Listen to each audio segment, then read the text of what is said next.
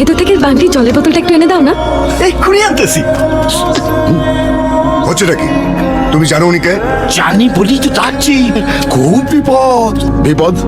কি বিপদ? স্যার কি যে বড় বিপদ, সে মানে ভাবা যায় না এত বড় বিপদ। কিছু মনে করবেন না স্যার, গতকাল রাইতে শালাবাবু স্বপ্ন দেখছে বাসে নাকি বোম রাখা আছে।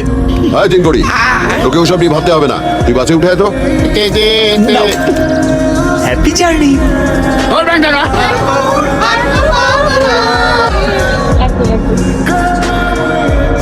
গুড মর্নিং স্যার, কমিশনার সাহেব আমাকে পাঠিয়েছেন। কি এনি প্রবলেম? স্যার প্রবলেমটা করেছে আপনাদের তিনটে।